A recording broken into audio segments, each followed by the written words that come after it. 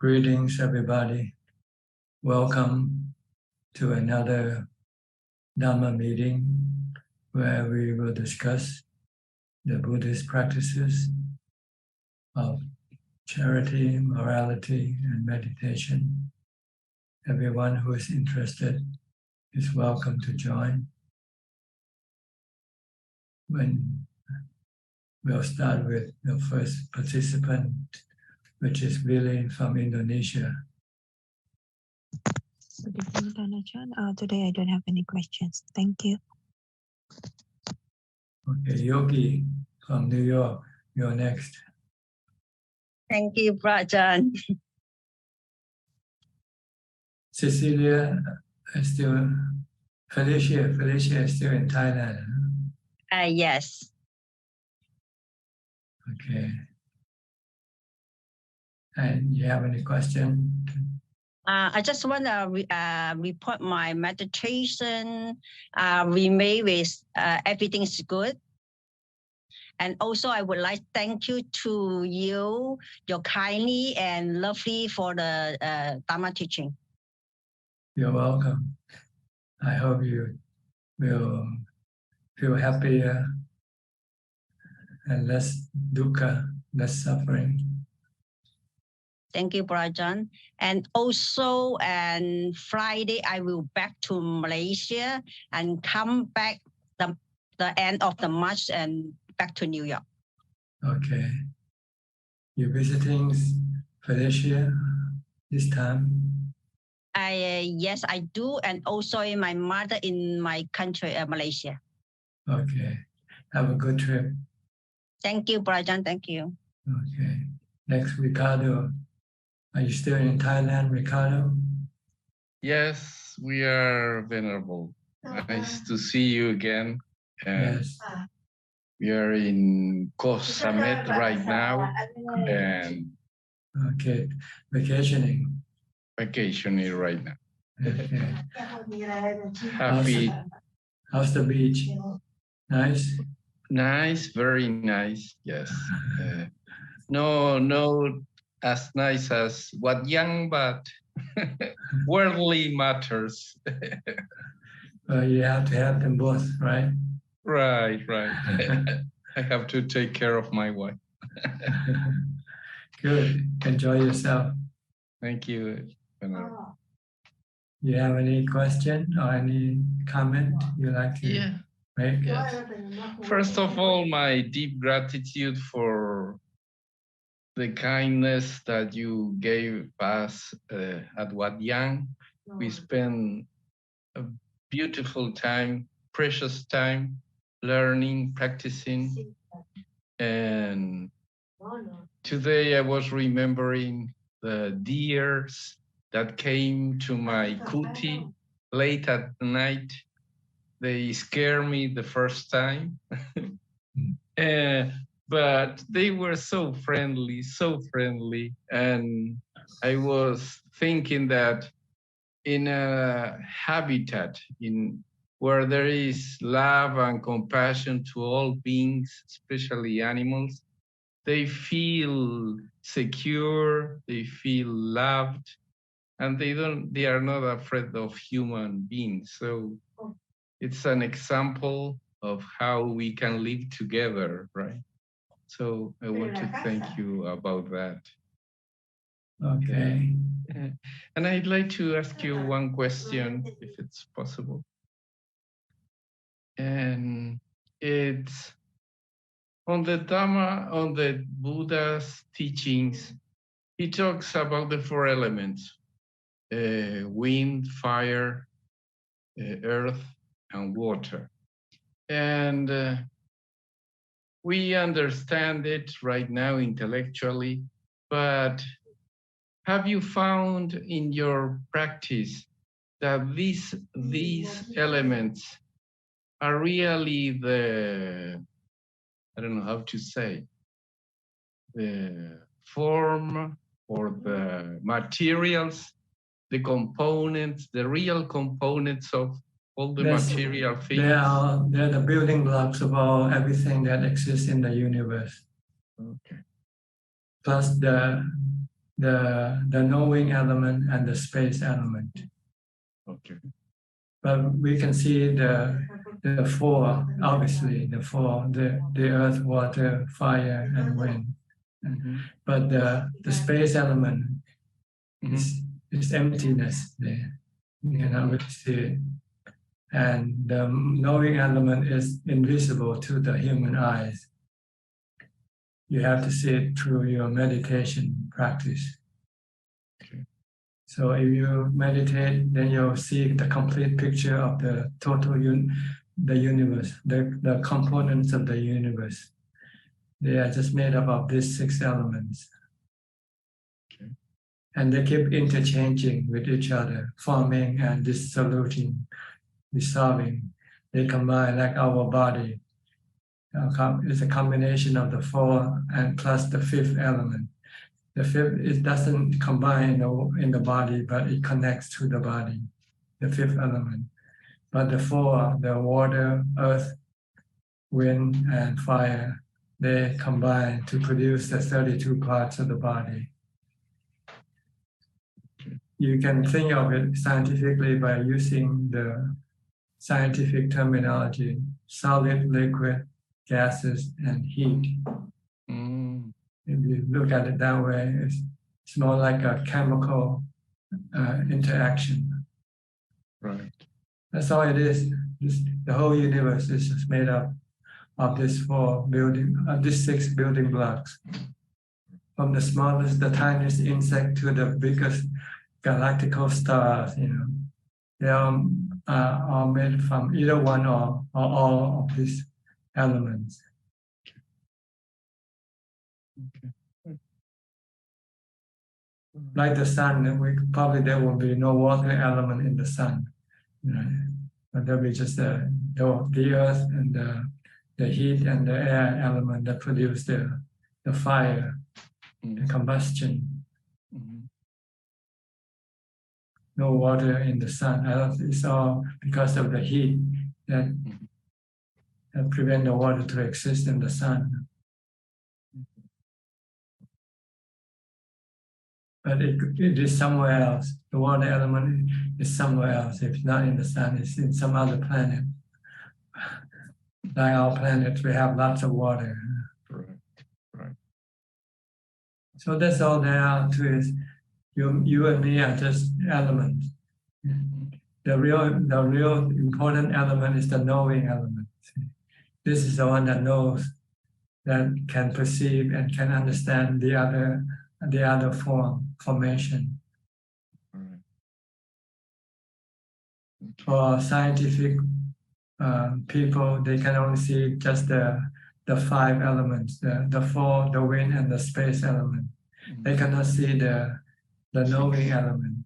So they don't know that there's the 6th element that exists. If they could see the 6th element, then they will come to understand the whole story. How these elements interact or connect or disconnect with each other. That's all there is. When this body breaks down, the knowing element disconnect from this body. And then it goes search for a new body to connect with again. And we have a rebirth. But the problem is every time you reconnect with the body, you get dukkha, you get suffering from the body. Because the body is changing and it's moving from birth to aging to sickness and death. Okay. So the Buddha discovered that there's another way. We don't need to connect to our body, and we can still exist peacefully and happily by just calming our mind with mindfulness and wisdom. That's all. Once you have mindfulness, wisdom, you can stop your mind stop all your cravings for sensual pleasures. So when there's no need for sensual pleasure, then there's no need for our body. You can be happy spiritually, existing spiritually, without having to have the physical parts. because you don't need the physical parts anymore, because you can be happy without it. So you just stop what you call changing partners in a dance, you know. The mind keeps changing partners from one body to the next. You just stop dancing, that's all. Just watch, you just sit down and watch everybody else dancing. Okay. And losing the partner once the music stops.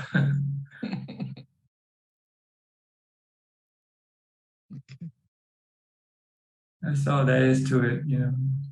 There's nothing mysterious if you study and practice according to the Buddha's teaching.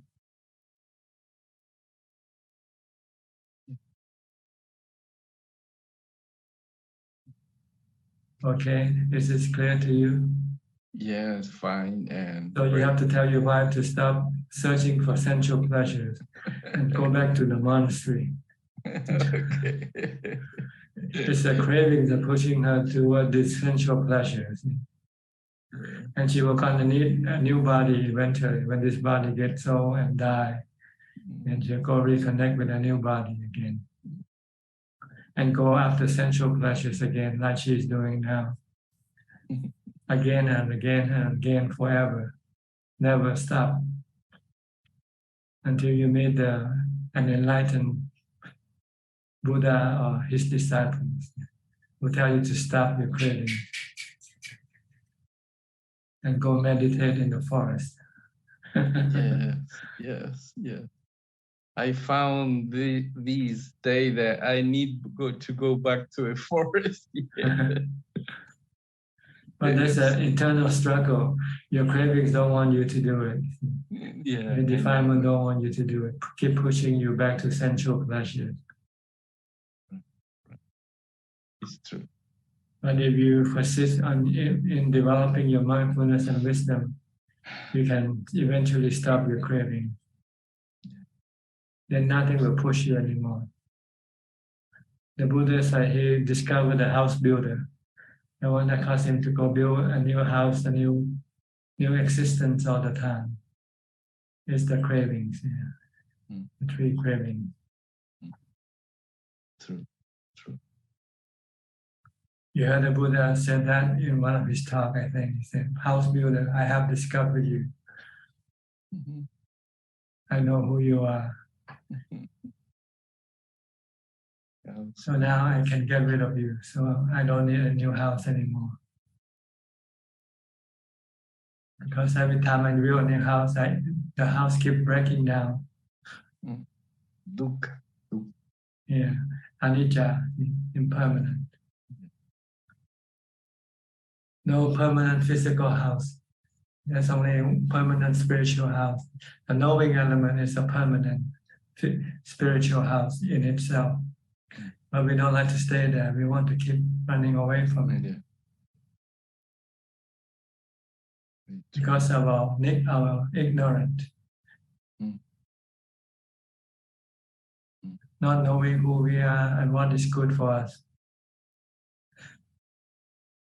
So we go after something that is bad for us and cause us suffering, dukkha all the time. Never ending suffering. As long as there is rebirth, there will be no end cessation to suffering.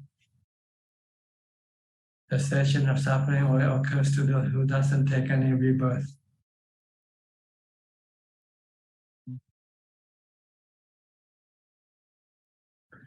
Okay, so you know your objective now, what that you should be pursuing. Not the pursuit of happiness, but the pursuit of no rebirth. True. That's the real pursuit of happiness. Is to stop pursuing happiness through the physical body and pursue your happiness through your spiritual body instead. By using mindfulness. Start with mindfulness and you will eventually get to wisdom. And then you will get to Nibbana eventually. So. Okay. Thank you very much. Your wisdom always touches my heart and reveals the real path. Sometimes I take the wrong path, but you take me back to the real That's right. path. You need to keep listening to Dhamma talk constantly, Yes. regularly, because after a while you forget, and your delusion, your ignorance will be the one to teach you what to do, tell you what to do. Okay. So when are you leaving Thailand? Next week. And back straight to Europe? Why are you stopping over? Stop 2 days in Spain because it's too long. It's like 36 years of flight. Yeah, long flight. Yeah, too long. From Bangkok, you go back to Madrid straight to. Stop in Doha, then Spain, then Sao Paulo, and then in Uruguay. You should stop by and say hello to Alfredo. Yeah, I was thinking about that. Yeah, it's in Sao Paulo. Maybe I can meet you in the airport or something. Yeah. He's not here yet today. Okay. Yeah. Have a good, enjoy your trip here, the remaining trip. Sure. Yeah. It's been, I don't know how to express my, really, it's like, I don't know, pouring a lot of teachings and practices and all that gives me this happiness that right now I have in my face, because my spirit is full of energy and joy and going to practice more and more and all that. So deep gratitude to you. Good. Okay. You need to practice a lot because you will have to meet your test in the future sometime. Yes. All right. Yeah. This year, my intention is, first of all, in May I will be an anagarika and for a month, and then my intention is to keep practicing more and more and more and more. Good. You might end up being a monk like me eventually.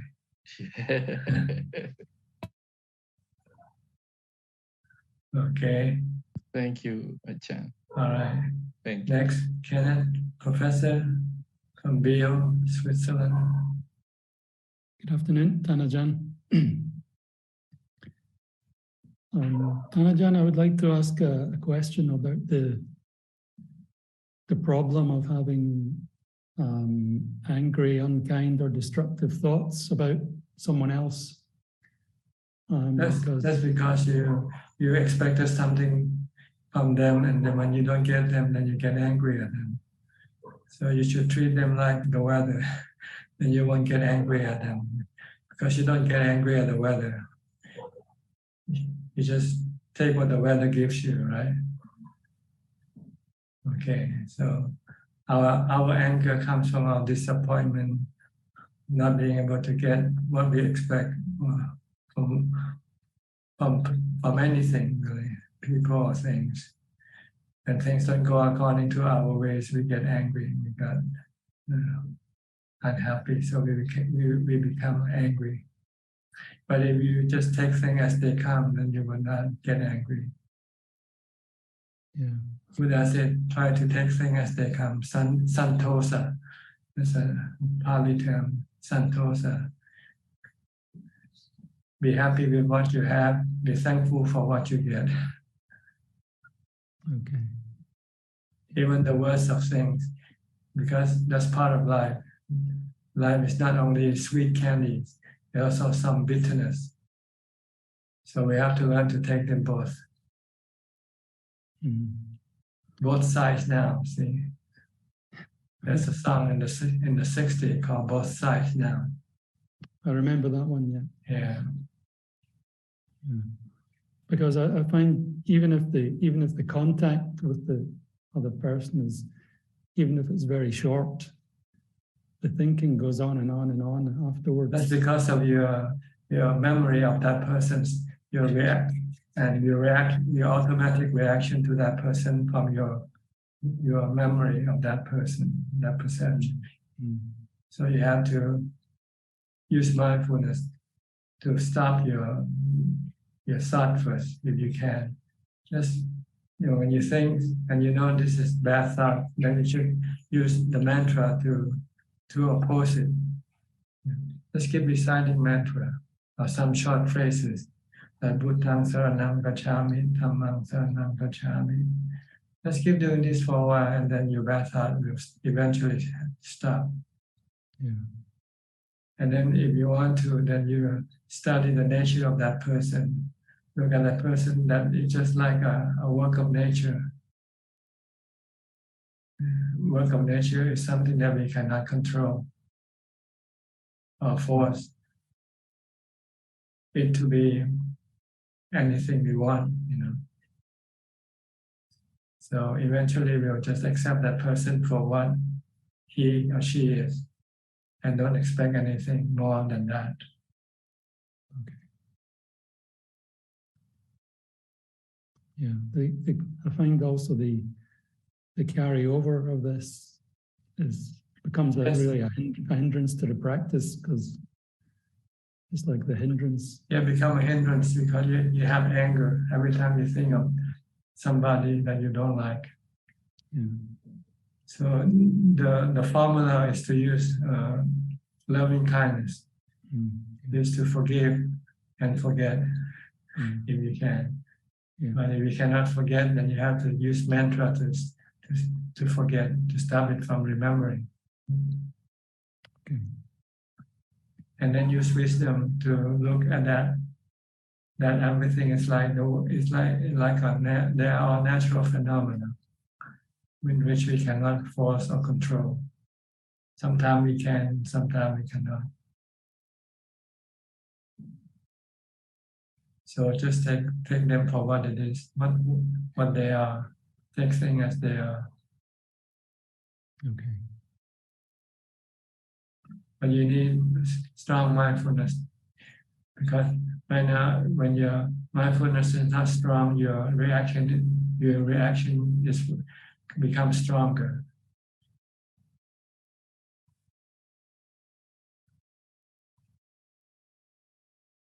You have to reprogram your reaction. Instead of anger, you should use loving kindness. Yeah. Instead, be friendly to everybody.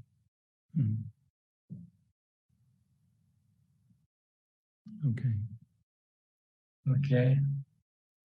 Very helpful. Thank you. Very clear, Ajahn. All right. We'll go to Lillian from Bangkok. Lillian and your son. What's his name? What's your name? Tell me, don't tell your mother. Your mother knows your name. Ajahn is asking you what's your name. Lala. Okay. You have any question? Yep, he has 2 questions for you, Ajahn. Okay, speak louder. Come closer to the screen. Speak louder. Does animals have karma? Yes, animal just like us. We have karma. That's why they became animal, because they did bad karma. In the past life, they steal food from other people, steal things from other people. So this life, they have to become animals. Okay. So don't steal anything. Second question. Is hell and heaven real? Repeat again. Is hell and heaven real? Yes, but it's not a place. It's how you feel. When you feel bad, that's hell. When you feel good, that's heaven. You feel good someday, right? When you feel good, you're happy. It means you are in heaven already. When you feel bad, you're not happy, then you're in hell. Okay, it's not a place. It's not a place like Kuala Lumpur or Bangkok. It is your state of mind, your state of your feeling. That can change depending on your good and bad karma. When you do good karma, you will feel good. Then you're in heaven even before you die. You don't have to wait for you to die to go to heaven. According to Buddhism, you go to heaven right after you do good karma. If today you give some food to somebody who needs the food, you will feel happy. You will feel good. You're happy, right? But it's a short-lived heaven. You have to keep doing every day to make it last longer. So you have to keep doing good karma all the time when you can. When you meet people, do good things for them. Don't do anything bad for them. Make them happy, then you will feel happy too. Like your mother, you want to make your mother happy, you do what she tells you to do. Then she'll be happy and you will be happy too. Can you do that? Can you do that? Okay. All right. No. Okay. Wow. I don't have any questions, but I think I'm in the same stage as Kenneth. Really hard to shake off that expectations of other people, including my kids. So it's like I'm trying my best to keep my mood in tow every day, but it's so hard not to get angry, because sometimes you might be patient for 1 hour, but after the second hour, there's only so You have so to much. constantly think of anatta, sappe dhamma anatta. Everything is anatta. Yes. Everything is the work of nature, not the work of any person. It's true. So everything is nature. We live in the natural world. When we try to separate and create a conceptualized world in which there are people and things that we can control, but actually they are part of nature, and they go according to the law of nature. Sometimes they break down, sometimes they build, they grow, sometimes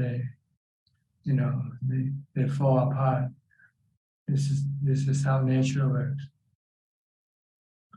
So try to look at everything like they are all the work of nature. So you don't expect anything from them. But you can do certain things for them to a certain level, but not everything and not at every level. Because there will be a limit to your ability to control nature. Okay. We'll try. Just keep telling yourself you're dealing with the weather. When you see your son, your husband, you say, here comes my weather. Whether it's going to be hot today or it's going to be cold today, you'll find out soon. When you see them, you don't know whether they're going to be hot today or cold today, right? Whether they're going to be good today or they're going to be bad today. Because they themselves keep changing, their minds constantly, their emotions constantly keep shifting from good to bad. Someday they have good feelings, so they act good. Someday they have bad feelings, they act bad. They cannot even control their own feeling. How can we control their feeling? Or even our own feelings, we cannot even control them sometimes. Yep. Just think of anatta. You can remember anatta, then you let go of everything. Yes. Sappe dhamma anatta. Trying really hard, because for my son, he doesn't like to eat. He only likes to eat like kano most of the time. So normally during meal times, it's really take a lot of patience from all of us. Like when we finish our meal, he hasn't even started his meal. He'll be talking, and then maybe he just doesn't like to eat, and he's so thin. So well, that's your problem, see, because you provide them with all the cookies. Don't buy cookies, just don't store any cookies or candies in the house, just store food. Yeah, actually we tried that, and the thing is, let's say after he come back from school at 3 o'clock, he would say he's very hungry. So I'll just give him some bread, and then after that he can't really eat dinner, so everything gets messed up, and it's a challenge for us at the moment. So we try not let him. You have to teach them discipline that there's time to eat and there's not a time to eat. When it's not time to eat, you just have to wait. Yep. It's just a matter of training to restrain your cravings. Don't let his craving go out of hand. Yep. See, that's the problem with parents when they raise children. They're not tough on them because they love them, so they want to please them. Sometimes they have to send them to boarding school. Yeah. That's the only place they will learn any discipline. And they come back better when they come back from boarding school. That's true. Because nobody pleased them at boarding school, right? They got rules, they got schedules that everybody has to follow. But at home, you don't, you're not strict. You just you don't want to displease your children. You want to make them happy. But this is the wrong way of making them happy. Spoiling them. We actually don't give him a lot of kanum, but when he's really hungry, he becomes like a broken recorder. Like, I'm hungry, and there's like just not time to eat yet. Just not time to eat yet. Or maybe just give him something, just like a glass of milk or something, and wait and wait. Because if you give too much, he will not be able to eat at dinner time, which is maybe an hour or two away. Yeah. But maybe it's difficult now because it has become a habit already. We'll try our best. If you started from the beginning, there wouldn't be this problem. There won't be this problem. If you treat your house like a boarding school. Yeah. We actually tried a lot of ways, though. We tried to actually be very strict. We tried to be loose. We tried to be middle. And it has Send been him to boarding school. Send him to boarding school. That's the best solution. Sometimes when we are very angry, we say we'll send you to boarding school, and he gets very upset. Yeah. You have to follow through your threat. So your threat becomes real. So next time you just threaten, and then he will stop. Yep. All right. Yep. Thank you, Ajahn. Okay. From Taiwan, Eugene. You've been away for a while. What happened? Celebration, New Year celebration. Good evening, Pazan. I used something to do the work, then hit my right eyes. So maybe 1 month take rest until now to see you. I see. Are you well now? Become better, so can join today before Chinese New Year. When I hit my right eyes, the first 24 hours cannot see anything. Then I try to recite a mantra, dukkha, anicca, anatta. But when I'm reciting, my mind still except wish the eyes become better soon. So I understand the dukkha, anicca, anatta for me, not still a knowledge, still not get into my mind. Okay. You have any question today? I have a small question. For example, young people want to become a monk, but their parents only has one son. They don't have any brothers and sisters. Then after become these young guys become monks. Then when parents get older and older, then nobody to serve their health. In the Vinaya, any mention about that? Yes, the Buddha allowed monks to look after their parents. So there's no problem there. Oh, but the monk can send medicine and money for his lay family. For his parents, yes, the mother and father, but not other people. Oh, but if the parents go to a hospital, maybe needs 1 million or a lot of money, the monk should support this money or just let it be. It depends whether the monk has the money or not. So involved in the Vinaya, send a little bit money, support to Medicare is allowed. No, according to the Buddha, he said the monks can share his 4 living requisites with his parents: food, clothing, and medicine. If he has any, but if he doesn't have any, then he cannot give anything.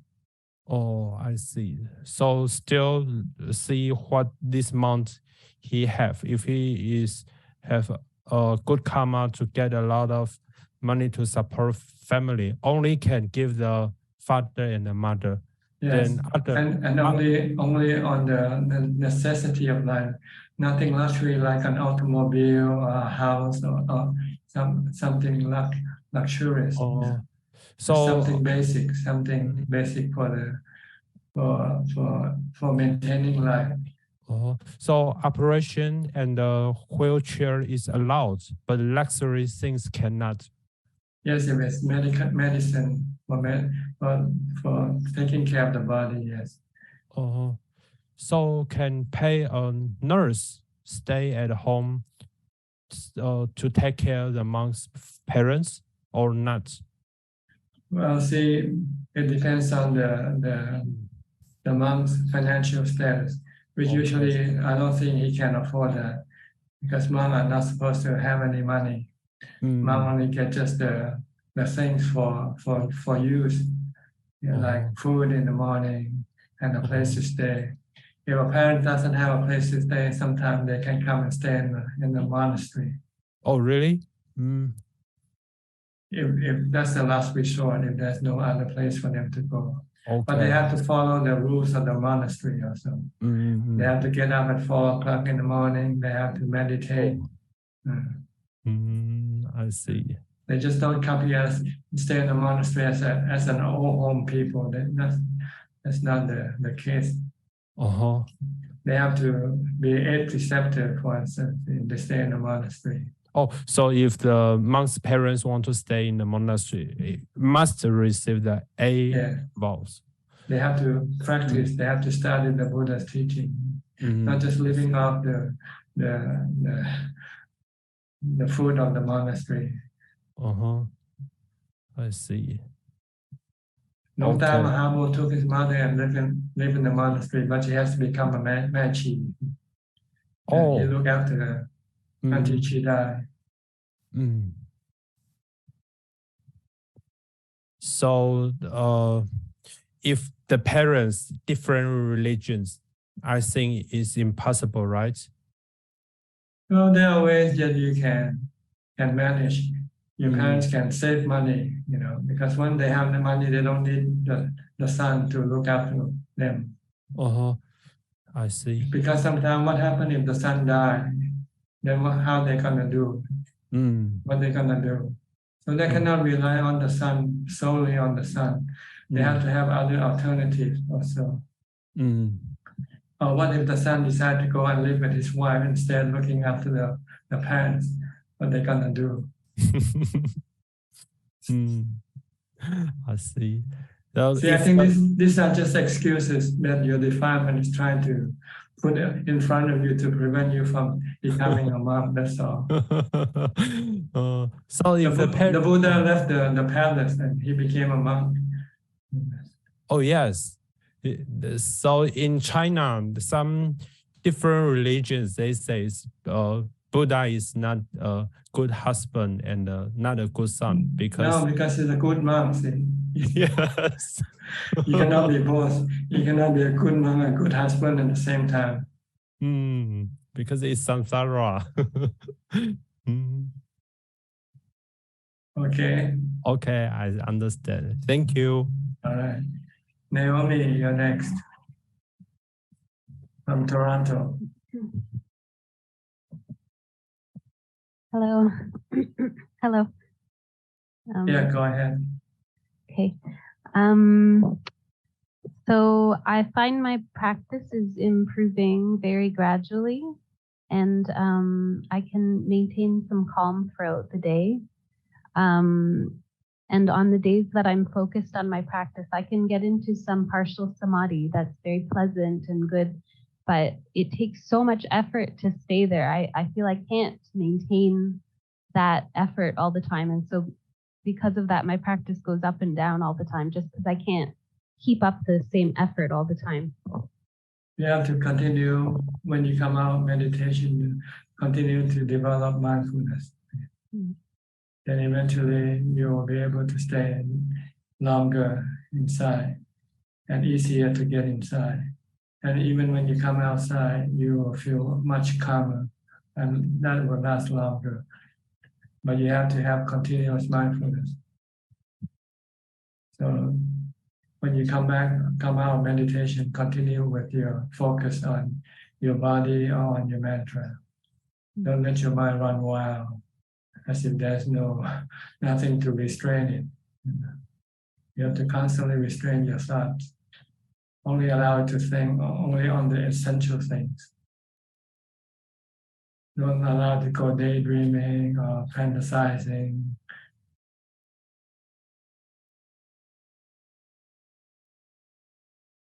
Okay, so mindfulness is the key for your meditation success.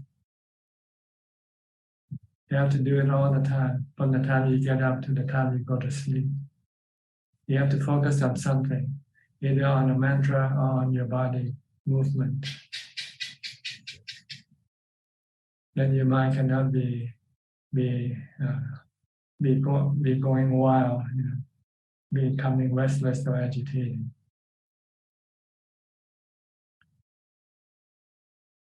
And you have to meditate a lot also, not just 1 or twice a day. Do it many times a day, as much as possible. As soon as you have nothing to do, meditate.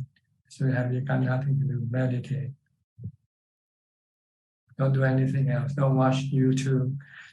Don't talk to your friends. You have to be alone, to succeed in meditation. You cannot be a socialite.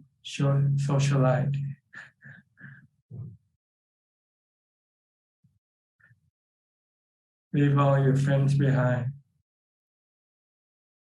If you want to go into meditation, you cannot take your friends with you.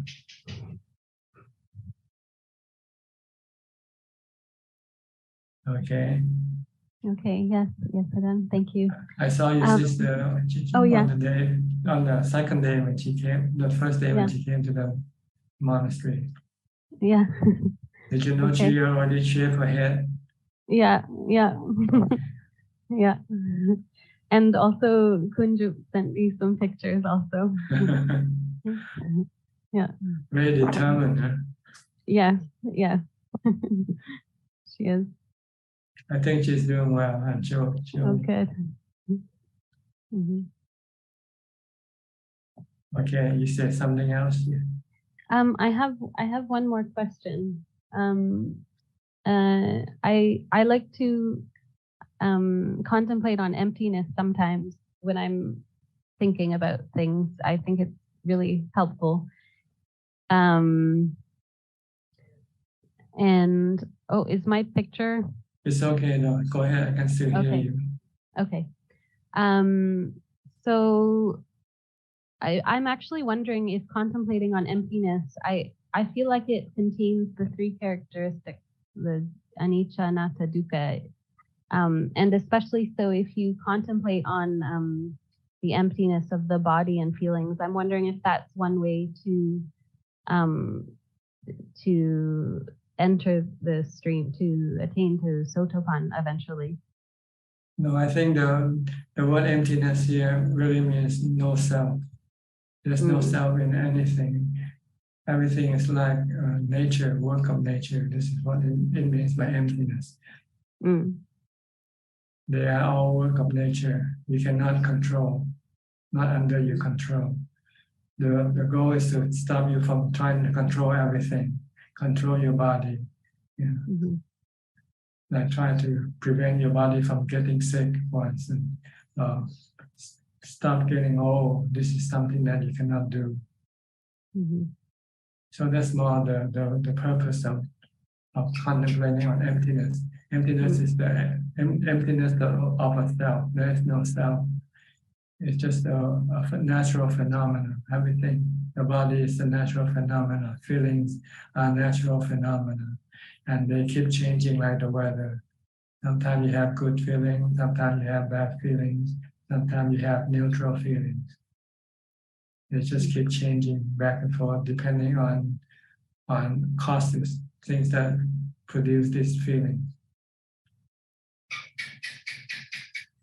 So just try to, the goal is to teach the mind to learn to accept everything as they come, as they are.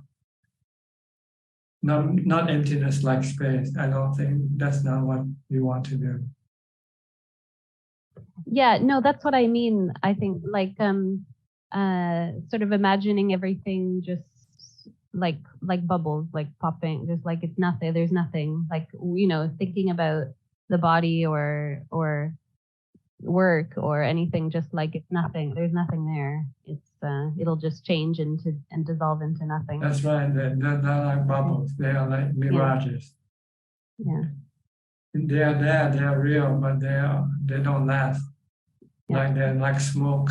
You know. The smoke rises into the sky and then it eventually dissipates and disappears. The body rises and eventually it will disappear. Everything that we create, that we build or nature form, they form and then one day they will break up. So there's no self, no nothing that lasts, you know, in anything. No lasting core in our body.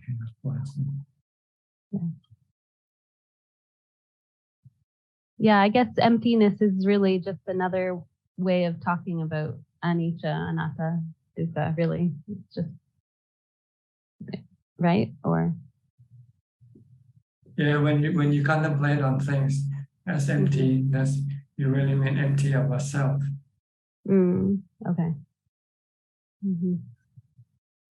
But eventually the mind can become empty when it goes into jhana, empty of thoughts and feelings, and the nama khandha will stop function temporarily. No feelings, no thought, no perception, no consciousness of the five sensual objects. But this is temporary.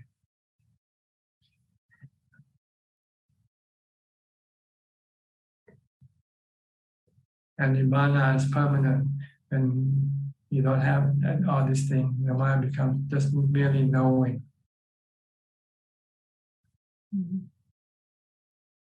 When there's no longer a body connected to the mind,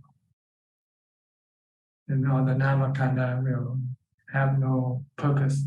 They don't know what to do anymore because there are no sensual pleasures for them, no sensual objects for them to perceive and to feel and to think as what to do with them.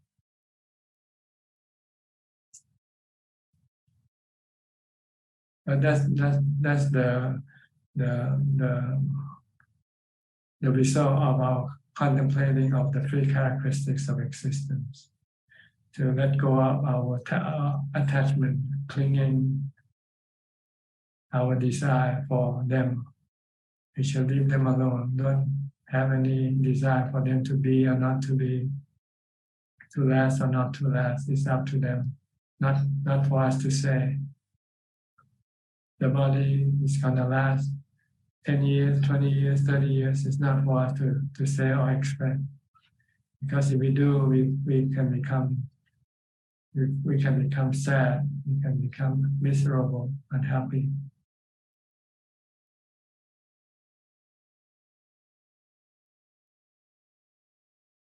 Leave it to nature. That's why I say the word anatta means leave it to nature. Everything is part of nature.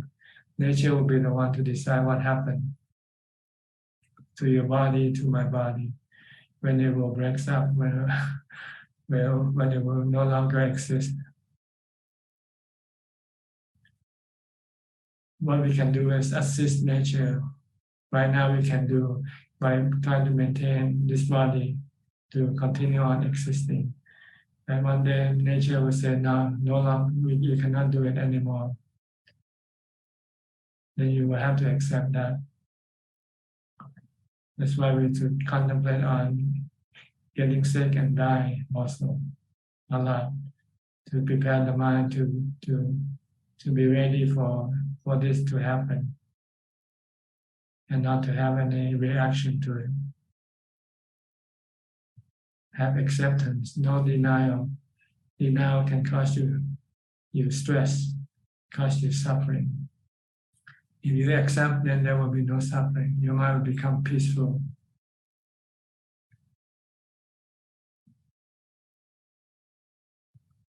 Okay. Thank you very much. All right. I'll go to Kokseng next from Singapore.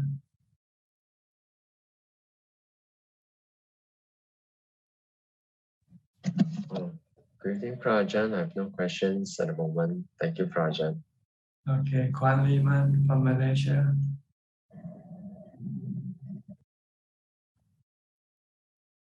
Ajahn, I'm still practicing. On some days, I will go to the temple and practice and stay until late evening and come home. Because it's not like in Thailand, it's so easy to check into monastery and stay for a few days. But here, it's not allowed. So I'll stay and then come back in the evening. Well, do whatever you can as much as possible. Yes. Make your home a temple. Try to find a room, set it up, and put a sign in front of the room. This is the temple. Do not disturb. And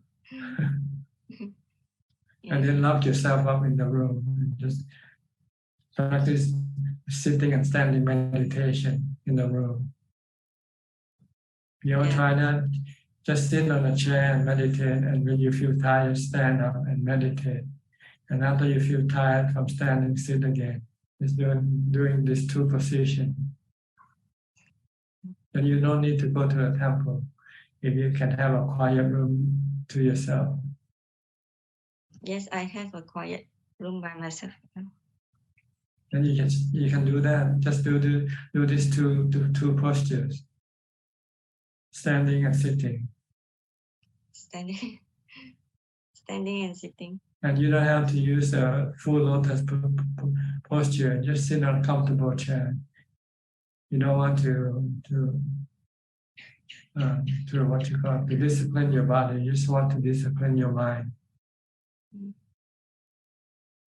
You want to restrain your mind. How to do the standing meditation? Just stand by your chair when you sit and you feel tired. You stand up and continue meditating. That's all. Okay. Continue watching your breath or reciting Bhutto, Bhutto.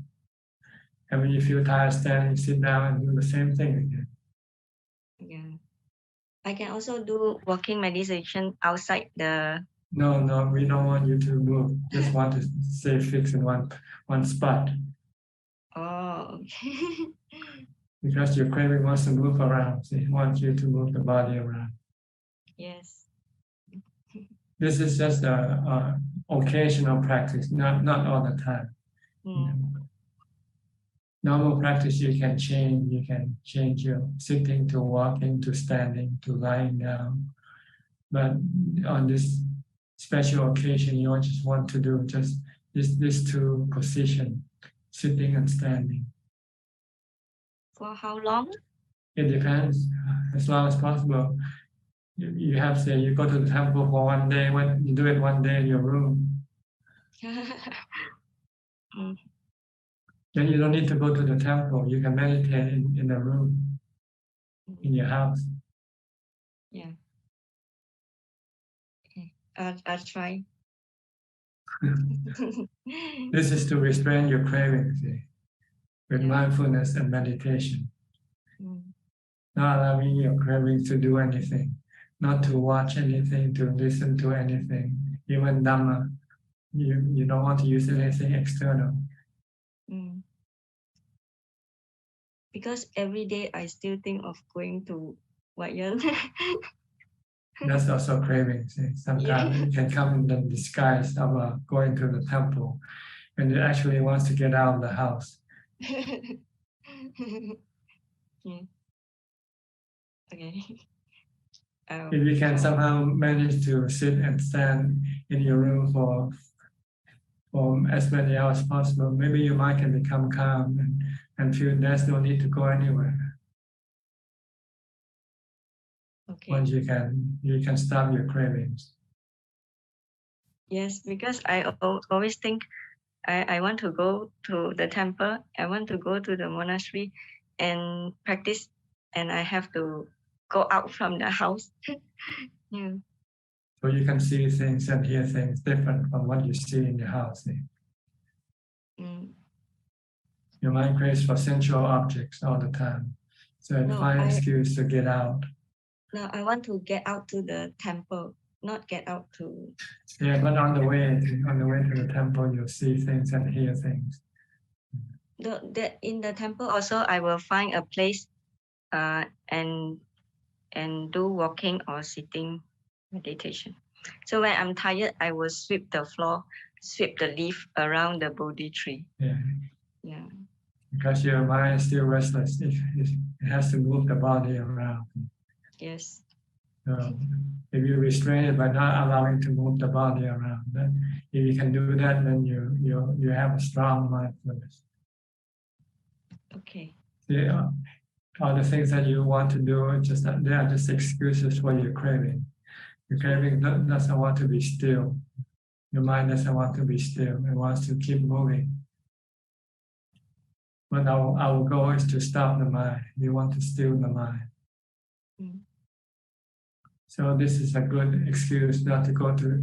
If finding a temple to go to is difficult, then stay at home, stay in your room, lock yourself in the room, and tell people not to disturb you. Okay. Just try it for one day, okay? See how it works out. Tell people, don't worry, you just want to meditate in your room. Okay. Maybe for 6 hours, for 8 hours, or whatever hour. Yeah, just like when I have COVID last time, I locked myself in the room for 8 days. Yeah, but you still move around your room, right? Yes. But this practice not allow you to do anything except standing and sitting, not even sleeping, not allow you to sleep either, not lying down. Just you against your craving, fighting against each other, see who's gonna win. Okay. Yes, because I'm struggling to keep mindfulness. All right. Okay. Try it. See Yes. how long do you last? How many hours can you last? Okay. Okay. I'll try. Okay. Thank you, Ajahn. Next, Gary from Singapore.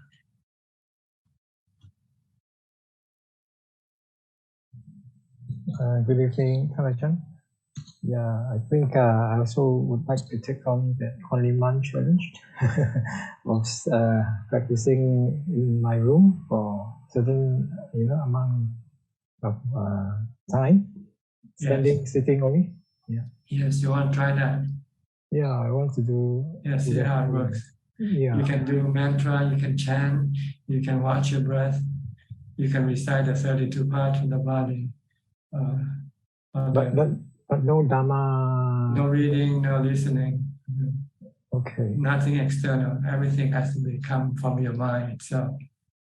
Okay, so we can face the mind. So you can restrain your craving, and eventually, if your craving stop, then you'll find peace. Okay. You'll find that there's nothing to push you to move around anymore. Except for, of course, meal time, I suppose. If you're thirsty, you just put a bottle of water next to your seat. And if you have to pee, then you just find a container and pee in it. So you have no excuse to go to the toilet. What about having our meal? Well, you do this after you finish your one meal, your meals, and you no longer need to eat anymore for that day. Okay, just after, say, the lunch time. Whatever, if you eat one meal a day, maybe in the morning, when you finish the meal, feel all day long to do this practice. Okay. Okay, I'll try to take up that challenge. Thank you, Ajahn. That's all for now. Okay. Next, Christine Koe from Penang. Good evening, Long Po, Ajahn. I'm counting down to meet Ajahn next month, mid of February. So actually, before we go to Thailand, we have 6 temples. Then my team leader was asking, is there any small gift we can buy and bring over to Thailand? Maybe like some drinks, beverage, or some usage, daily usage. So actually, we don't know what we should bring along. Of course, we do order food in Wat Yan, and we also going to offer funds to the temple.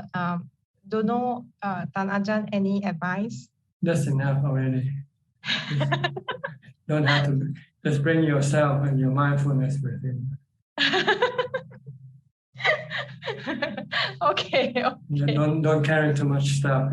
There's no need to. Yeah.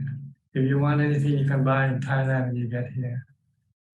Yeah. Because previously my late master did says no need to bring anything. Is very easy if really want to donate funds. Yeah. Easy for the disciple. Okay. Yeah. We will come at mid of February. Okay. Okay, thank you, Ajahn. Next, Melinda from Singapore.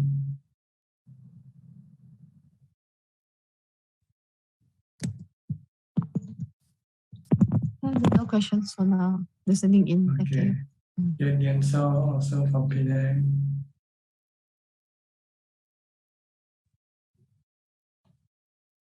Ajahn, good evening. No question, yeah. Okay. Sulan from Singapore. Well, tonight you come in early. Oh yeah, I came here earlier today. Not off earlier, so.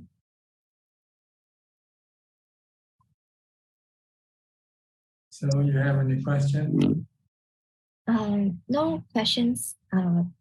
Just feeling a little down. Yeah. No question, right? Yeah, no question. Okay. Maybe later. Okay. Suchart from Pennsylvania. Erie, Pennsylvania.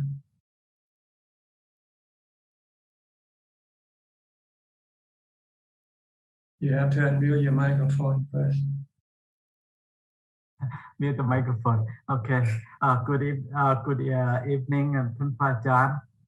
And I believe I get in quite a bit about calm the mind down and also stress down. And because I use when one day I go to work, I think it's 2 days ago, and the snow is coming below temperature, and the tire gets flat right on between it.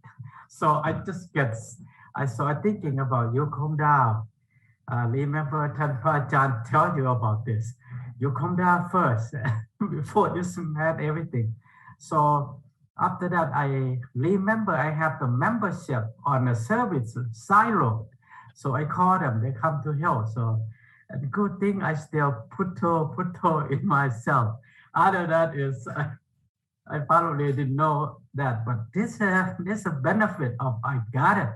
So I thinking about when, because Tanpa Ajahn said, when you go put in yourself and thinking what you do too, and that try get fed between go to work at 6:30 somewhere, and snow's coming down, and the wind and the temperatures below, and I don't know what to do. Then I calm down and I remember I have membership from the service, so I call them. They come to help. Then after I get work, and I said, that's the way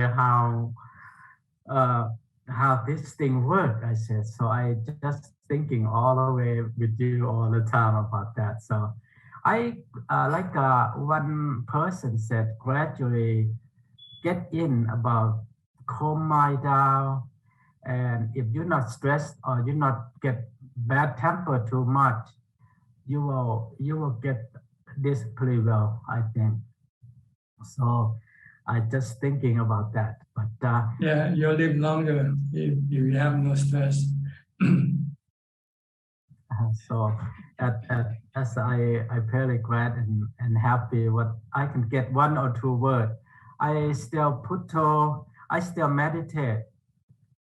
Yes, but, you should do a lot of that as much as possible, because this will keep your mind calm. Yes, and I went to see doctor. I test it again. They said there's something in my liver and have a dot in it. I said, how's that happen? I said, like you tell someone on the Zoom here, on the room, he said, that let that nature body give to the nature to control to that. So I thought I would take care of my body pretty good, pretty well on that, but for some reason, after doctor scanned a couple of days ago, said you have some dot in that. I said, so all right, happen what can happen. So okay, so yeah, just take whatever will be, will be. Yes. Que sera, sera. I remember. Thank you, Tanpa Ajahn. So okay. Not right. too much question today. So. Okay, don't work too hard. Relax. Thank you. Okay. Good evening. Okay. Thank you, sir. Philip from Malaysia. Philip, where's Adeline? Good evening, Ajahn. Adeline, I think she is listening in another room, putting the kid to sleep. Yeah. Ajahn, I just have I've been listening to your talks also on a Sunday on Facebook. Often, every other now and then, you get questions on people asking you what is first jhana, second jhana, third jhana, what is apana samadhi and things like that. And you read a lot. I mean, you have explained a lot, and a lot of people have also read a lot in the book. But I guess it's a bit difficult to really understand if you have not reached that stage yet. It's like as if, my understanding is this. I mean, if a person has not eaten like white rice, something as simple as white rice, I'm trying to explain to you how the taste of white rice is. You'll never get it, right? Until you actually taste it. That's right. Yeah, so I mean, the people asking, what is this, what is that, I think it's just you need to do it and taste it. I mean, something as white rice. If somebody has not eaten white rice, I tell you, white rice tastes like, it's a bit bland. Thai rice is a bit fragrant, but you still don't get it. You need to taste it. Right. This thing needs to have the actual experience happening to really understand. You know? So it's better to teach people how to do it rather than explaining to them what it is like. Yeah. So I just keep people to keep on focused on the meditation object. That's all they need to do. Yeah. So I mean, it's like when you have eaten the rice, you get it. I mean, and then when you gotten the fourth jhana, you get it. You don't need, any more explanation. Yeah. Yeah. So, I mean, it's just I mean, I've been listening to it, and there was just a thought that just came up. Don't look at the food, just eat it when you see, and you'll find out for yourself what it is like. Yeah. Because it's like watching a cookbook. You look at all the pictures and you look at it. Right? You need to just cook it and eat it. Yeah. Okay. So I mean, it's just an observation. Seems similar. People like to ask a lot, and this can become a hindrance to your practice. Because when you practice, you start to imagining what level of jhana am I in now. When you do that, you stop your meditation completely.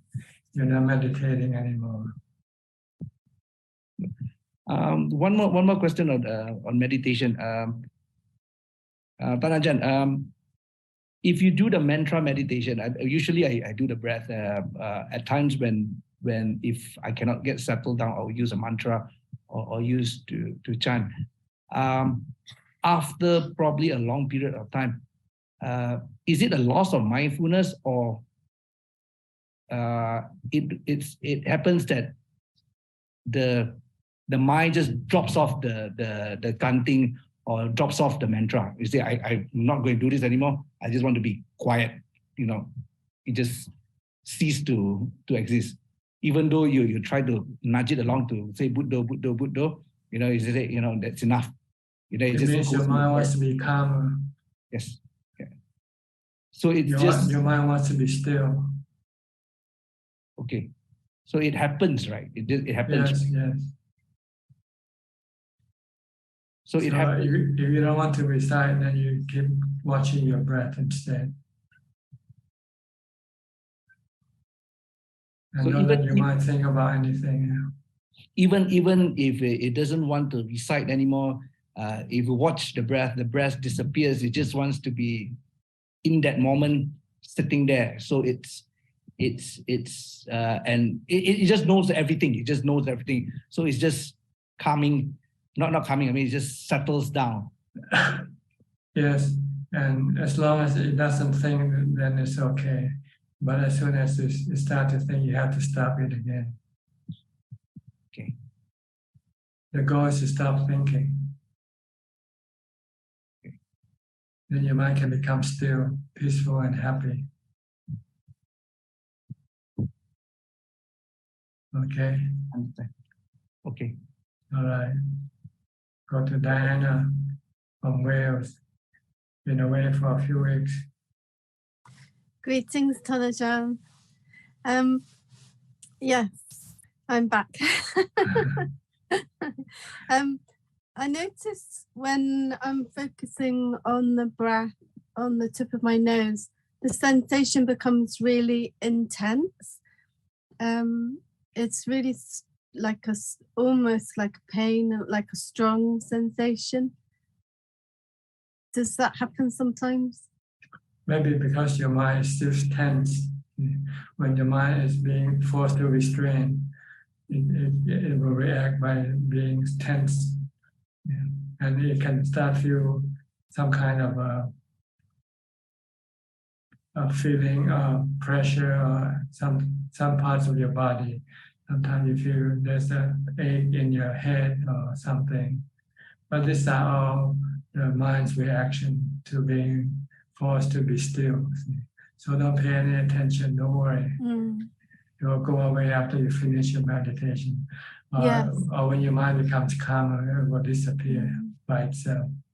So there's nothing to do. Just to be aware. That's all.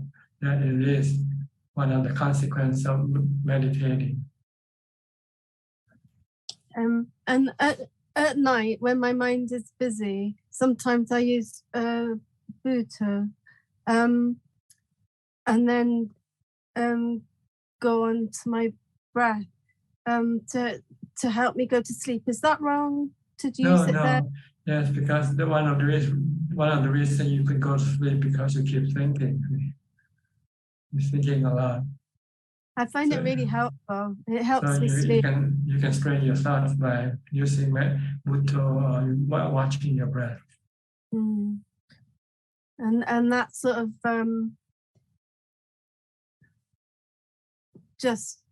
I guess just stopping the mind a bit is just really nice. But it's not considered meditation though, because you don't have mindfulness once you go to sleep. The difference with meditation and sleep is that when the mind becomes still, you have mindfulness when you meditate. You're still aware of what's going on in your mind. But when you go to sleep, you're not aware of your mind or your body. I'm trying not to do more than one thing at once. That's the real battle for me. Yeah, it takes time. Don't worry. Just be patient. You start changing your habit from using your right hand to your left hand. It takes time.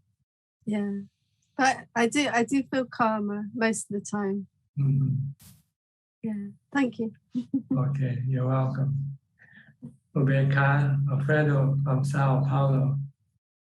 Ricardo might want to see you when he goes back from Thailand. He's stopping over in Sao Paulo. Oh, he arrived arriving in Thailand. Yeah, he's in Thailand right now. He's in here. You see him up there on the screen? Waving to you?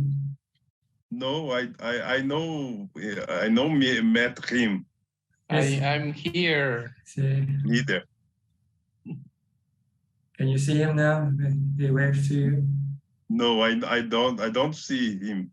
Only for. Say something, Ricardo. Yes. Hello. Hola Alfredo, ¿cómo va você? Oh, Ricardo, good practice. It's more easy to practice in temple than in house. Yes, true. Yeah, there are too many temptations at the house. Too many distractions. Dangerous is that have our control. I cry a little, but it's normal. Dhamma, liberty of samsara is the goal.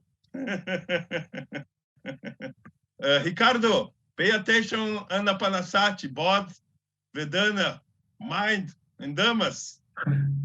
What are more difficult? Body, Vedana, mind, or Dhammas, Ricardo? Yes. You can chat, you can send him message in the chat. You can turn on the chat and send message to, you can chat and, between you two.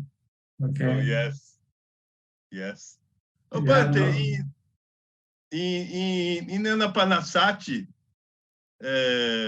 body, Vedana, mind, and Dhammas are together, né, Bante?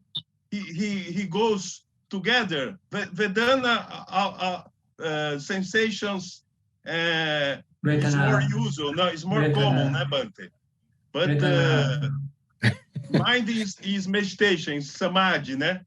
Dhamma is not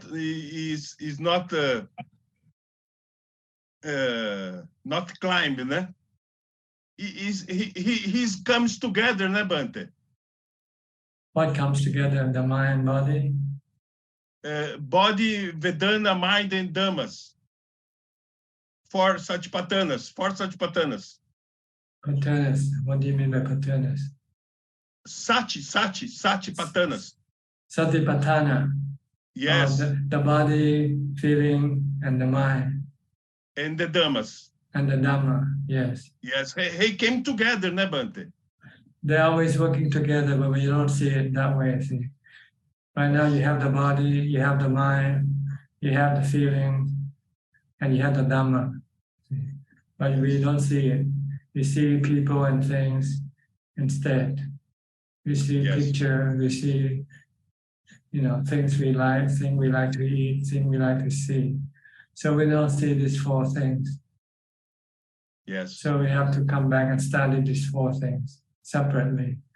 First you study about the body, then you study about the feeling, then you study about the mental states, and then you study about the Dhamma. Yes.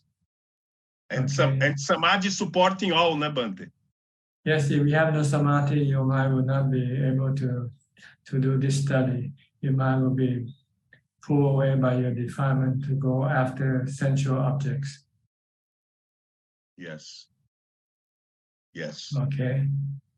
Yes. I pay attention in Sati. Yeah. Practice mindfulness first. Then you have Samadhi. Then you can study the body, the feeling, and the mind and the Dhamma. Yes. All right? All right, Bante. Okay. Next, Sri and check from Vancouver.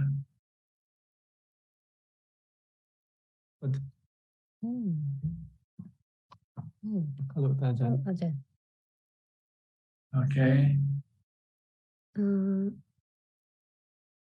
Ajahn, what do you mean by the body, feeling, mind, and Dhamma always working together, but we don't see it?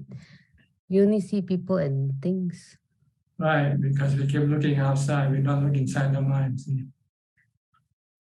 So the feeling is in the mind, the chitta is in the mind, the Dhamma is in the mind, and the body is with the mind. See?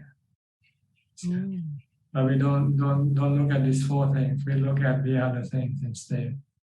We look at the house, we look at the husband, we look at the wife, the kids, and then we become attached to them, and then we become restless and agitated by them.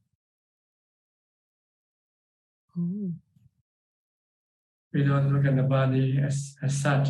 We don't look at aging, sickness, and death. We don't looking at the 32 parts of the body. We don't look at the building blocks of the body, which is the four elements. We don't see the changing nature of the body. We don't see the changing nature of the feelings. From this morning to now, how many feelings you have already? Have you counted? How many times you feel good? How many times you feel bad? How many times you feel neutral? You don't see these things because you don't look at them.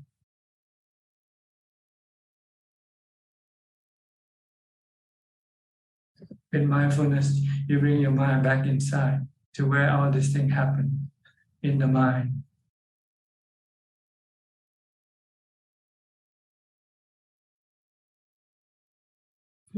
With mindfulness, you can actually know how many feelings you have, in every moment. Well, not every moment, but at least you know when you have feeling, and you know when your mind starts to react to this feeling, then you can then stop it from reacting. That's all. When you have bad feelings, you grab for a bottle of Coke. So so if you have mindfulness, then this is not a way to deal with your bad feeling. The way to deal with your bad feeling is just to be merely aware of its nature, that is temporary, and it will eventually change. So there's nothing to do. There's no need to do anything with this bad feeling. It will go away by itself. If you reach for something then to deal with your bad feeling, then you become addicted to this thing. To every time you have bad feelings, you will have to reach for this thing to get rid of your bad feeling. So people have overeating problem because every time they have bad feeling, they eat. Rather than use mindfulness and wisdom to study the nature of feeling.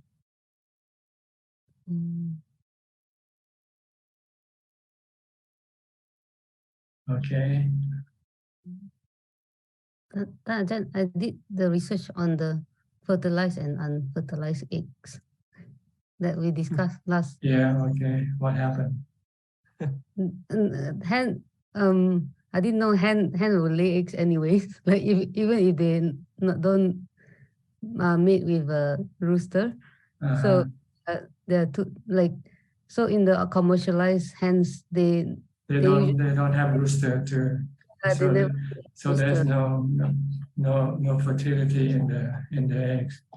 Right, and they also go through the process of they will check the egg to make sure it's not fertilized. So it's highly unlikely that the egg cells in the commercialized has any living being inside. Yes, but in the farm, they sometimes they have the rooster together with the hen. So then the chances are you might get fertilized egg if you buy direct from the farm. Like local, like non like commercialized place. But if they want to produce hen, if they want to produce chicks, then that's a different time. So yeah, I think they don't really sell because they usually checked it and it's quite precious, right? So they'll keep it. So usually people will just keep the fertilized eggs. So to summarize, they know which eggs has chicks in them or not. Yeah, so you can be pretty safe to buy eggs in the market and won't cause any killing. Yeah. When you eat those eggs. Yeah, they do the candling process to see the inside. You can see. Yeah, so they have X-ray or something to see inside. X-ray. That's a simple light. I think candle or something. Or candles. Yeah. There's a candling process. I see. Okay. Yeah. So I feel bad. Now you know something. Yeah, so you good reminder that you help me like if I don't know something, just do the research. I didn't think that I should do my research. So I think that's what wisdom is. That's what wisdom is. To study and understand something that you don't understand before, like your body, your feelings, and your emotions, and your mental emotions. This is something that you need to study, but this is difficult because there are no.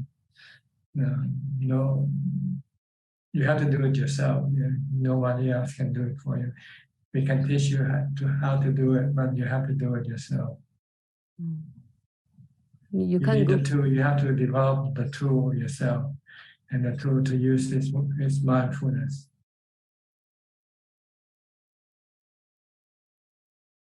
Okay. Anything else? Sri? No questions today. Thank you, Ajahn. Okay. I'll go to Sarah. Hi, Sarah. From Spokane. Yes. Hi. Good morning, or afternoon, or evening. Okay. I have a couple questions. Please go ahead. One of them is, why is bhavana both intoxicating and so painful that it goes from one to the other? It's very enjoyable, and then it's very awful. And where I see the very awful is usually in the middle of the night, where it's very painful. The dukkha is very painful, and so I often take a little sleeping pill. But I'm puzzled by why it's also very intoxicating. What is intoxicating? Because the things of life and things you're working on, and it's a good question.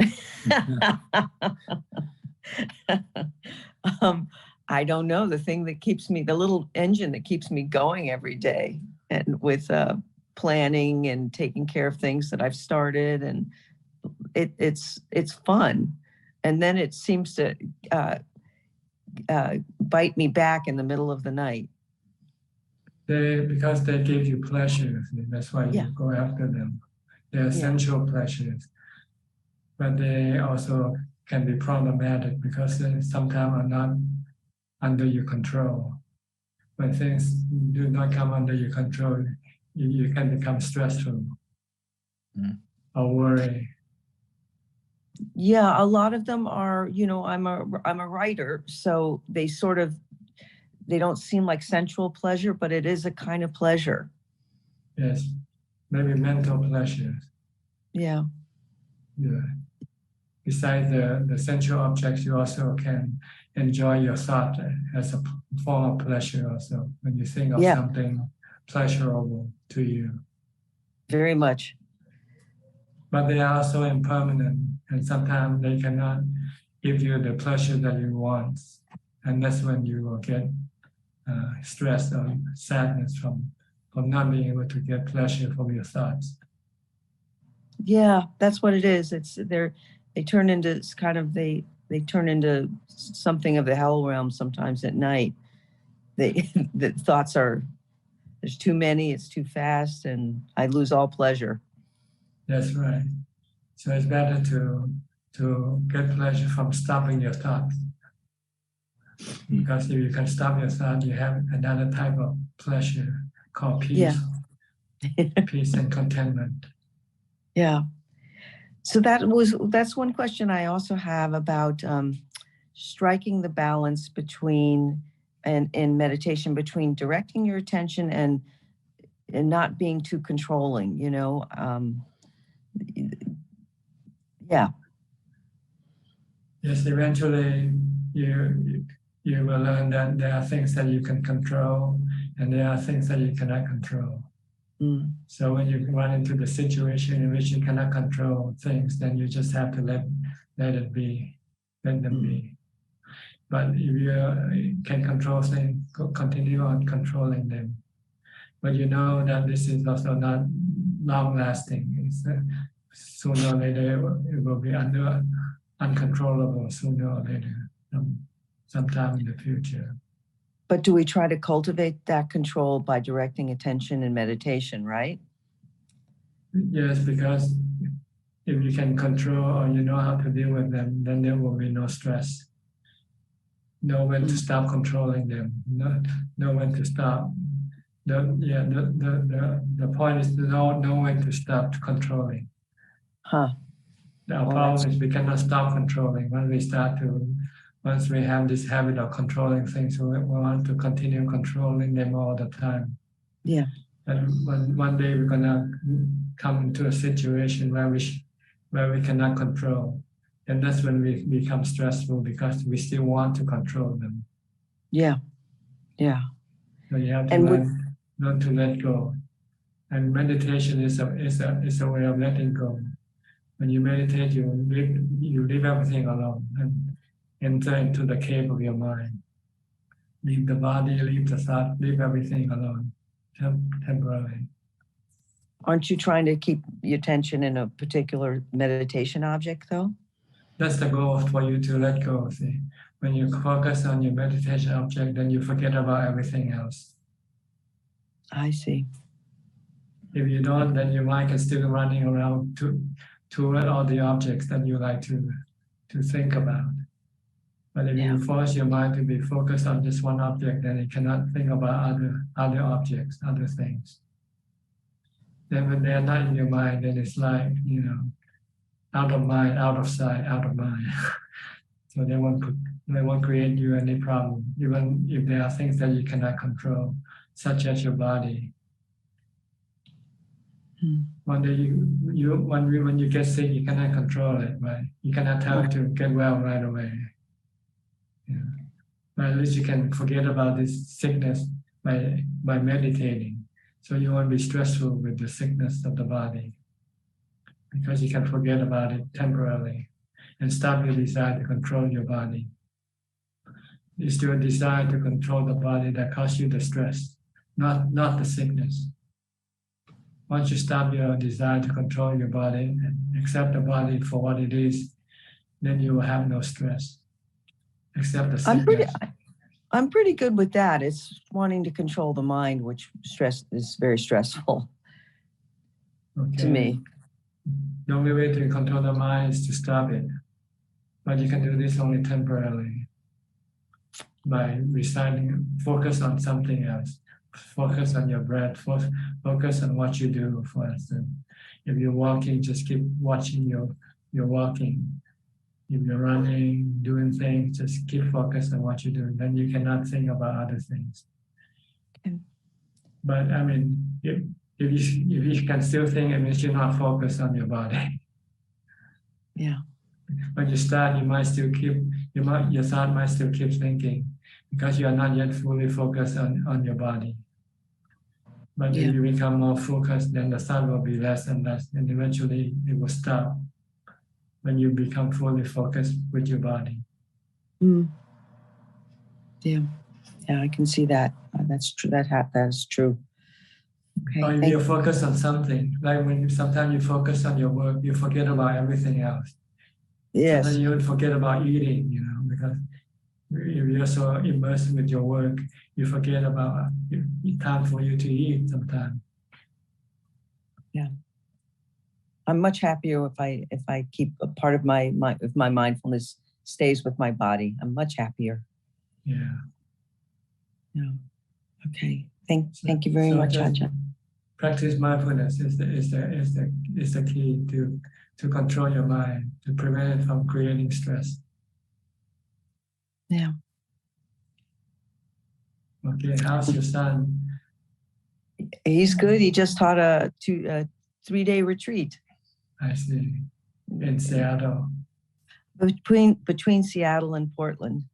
Okay. Yeah, and so a lot of people from Portland who you get to practice Dharma with him, and so a lot of new people.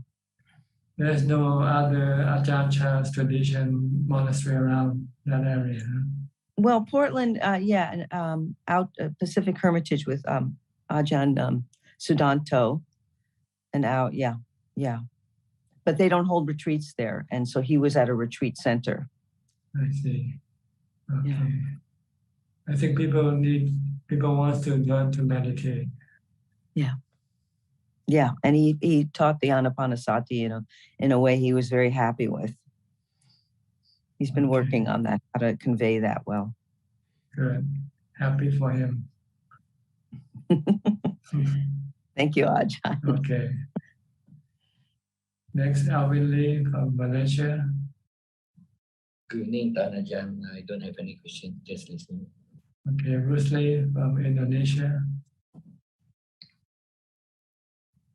Evening, Ajahn. I don't have any question. Thank you, Ajahn. Okay. Then we'll go to Facebook now for more questions if there's any. Yes, there are 4 questions from Facebook, Ajahn. 2 questions from Po Liang Soon. Question is, can Ajahn explain about law of nature? Thank you. Law of nature is the 3 characteristics. The law of nature is impermanent and no self. And the second question is, I still remember Ajahn said that if you are not successful in your meditation, then you do not attain any merit. Can Ajahn further explain this statement and what kinds of the mind state to be able to attain the merit? Thank you. It's like when you plant a banana tree. When you plant a banana tree, you don't get the fruits yet. It takes time for the banana tree to grow and bear fruit. Same way with meditation. When you're first starting meditating, you're just planting the tree. So it takes for some people, many years before they can get to samadhi, before they can calm their mind. So when you cannot yet calm your mind, if you cannot yet get into jhana, then you have no fruits of your practice.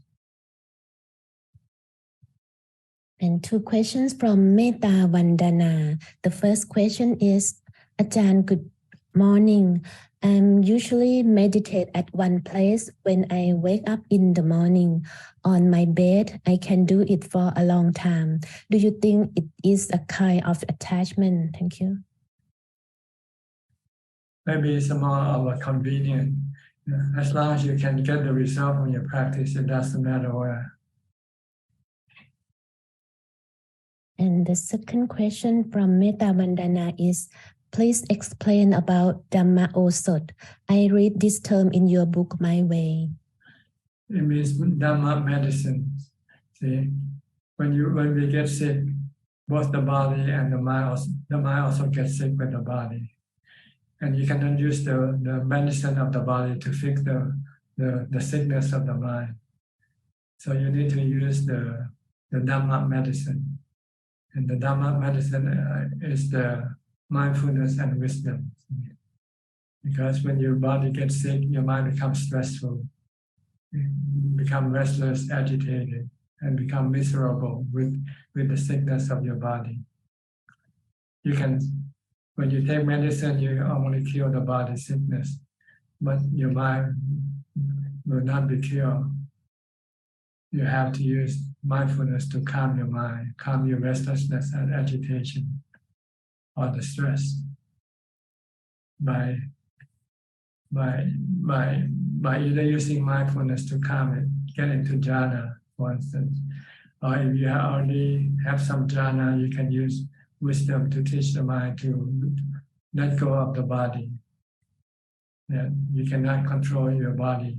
You cannot expect or tell the sickness to go away. You have to teach your mind to stop resisting the sickness and accept the sickness. Once the mind can accept the sickness, then the mind will be cured of stress, of the mental sickness. Okay. One more question from Poliang Soon, Ajahn. When I was facing anxious event, look like the mind is suffering, what should I do, Ajahn? Use mantra. When you feel anxious, just keep reciting Bhutto, Bhutto, Bhutto to calm your mind down. Okay. If anybody would like to ask any more questions, you're welcome to raise your hand and unmute your microphone. Anybody? Usually Sulan will come up. Any questions, Sulan? Yeah, hello Ajahn. Thank you for spending time with us again today. Yeah, just now you were mentioning about like our feelings. If we are mindful, we can notice how we feel throughout the day. Then I was also reflecting on how I was feeling today. And I started out well. Then after that, towards the evening time, then I was feeling upset. Yeah, so I can feel the fluctuations of my emotions and feelings. Yeah, then sometimes it feels like when I'm feeling bad, I'm being led by the nose by my bad feelings. Then how do I come back to the present moment? Use the mantra, Bhutto, Bhutto, Bhutto. Okay. Use the mantra, Bhutto, Bhutto. Okay.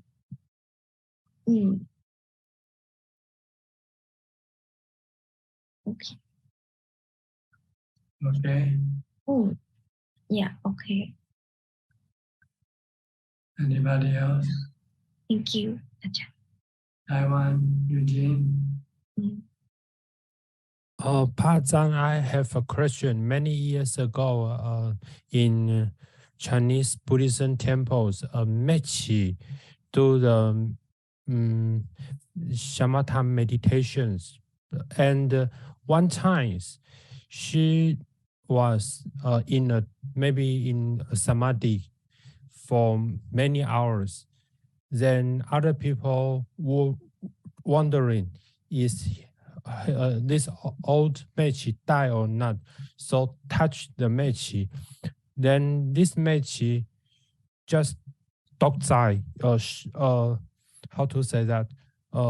Very shocked. Then after that, this lady gets sick, then have mental problems. So what's the reason just like this situation?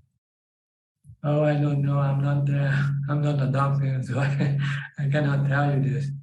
It doesn't matter. Don't worry about it. It's not our business to know.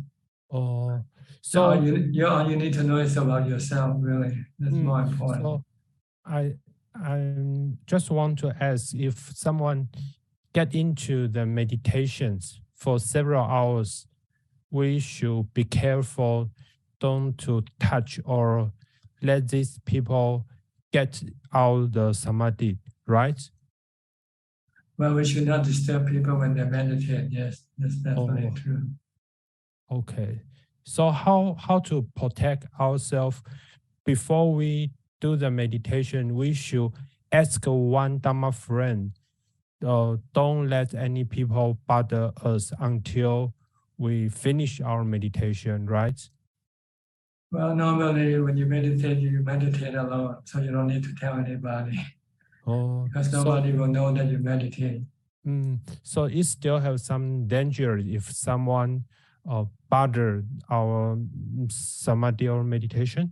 Well, it just will interrupt. That's all. It's like when you're watching movies and somebody interrupt you, you're watching the movie. There's no any real physical danger or anything like that. So for us, just like first step, new practitioners, don't worry about that. But if very deep meditation, just have to take care about that, right? No, if you can, the only way you can get into deep meditation is to be alone. So there's no, shouldn't be any problem with this thing at all. Okay. Don't worry about it. Okay. Thank you for Ajahn. Okay. Okay, anybody else? Looks like Sulan again. Okay. Sulan. Oh yeah, thank you, Ajahn. Yeah, I got another question is that I've been trying to meditate at least once a day. Then recently I noticed that every time when I open my eyes, the timer is showing 8 minutes or like 9 minutes. So like, because it said that I can, we can try to sit as long as we can. Then I noticed I keep opening my eyes at the 8 minutes. Yeah. Because you stop, you don't want to meditate anymore. So before you open up your eyes, tell yourself not to open up your eyes and continue with your mantra, Bhutto, Bhutto, Bhutto. Then you can meditate longer. So I should just... Yes, every time you want to stop, tell yourself to do more. Okay. See how many times you can do that. And how long. See, it's your defilement. Your defilement wants you to stop to meditate. Your defilement wants you to go to watch TV or drink some refreshment or eat something. And you have to resist this defilement urge by using more mindfulness, creating more mindfulness by reciting mantra. Bhutto, Bhutto. Or if you can chant something, you cannot do some chanting. Buddhaṃ saranang gacchāmi, Dhammāṃ saranang gacchāmi, Sanghāṃ saranang gacchāmi.